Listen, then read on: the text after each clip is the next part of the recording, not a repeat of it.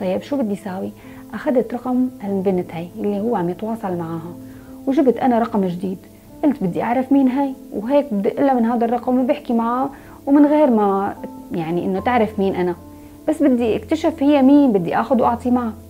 والصدمة كانت يا جماعة ما حدا بيتوقعها لما اتصلت وسمعت صوت سلفتي، هي اللي عم تتواصل مع زوجي.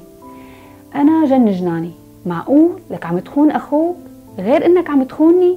لك انت وصلت لهالمرحلة هاي وهي كمان؟ لا شيء مو طبيعي. انا ما صدقته امتى رجع على البيت. اول ما رجع صرت صرخ، صرت عيط، صرت خانق، بدي اعمل مشكلة. هو يقول لي طولي بالك لك شوفي، وحكيت له ما لقيت غير مرت اخوك، يعني تركت نسوان الدنيا كلها، ويقول لي لك شوفي لك شوفي، وحكيت له هيك القصة.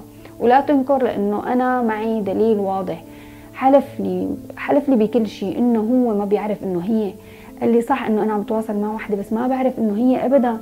يعني قديش خبيثه، قديش ما بعرف، حقوده حسوده لحتى تيجي تعمل هيك، بس كرمال انه هي تخرب حياتي، وكرمال انه تبعدني عن زوجي، وكرمال انه تكرهني فيه.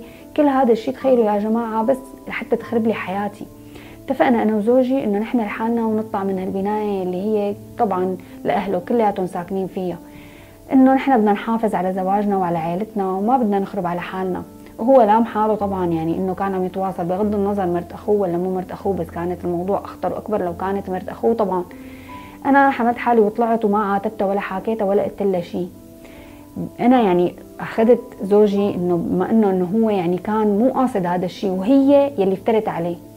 انا عم بحكي هي القصه لحتى اقول لكل وحده يعني هي عايشه بين بيت احمى وعندها سلايف، انه انت ما في داعي انه تكوني عم تخربي حياه سلفتك. ليش الغيره؟ انت عندك شيء وهي عندها شيء، ارضي باللي رب العالمين قسم لك اياه، لانه سلفتي عن جد كانت عم تعمل كل شيء لحتى تخرب علي.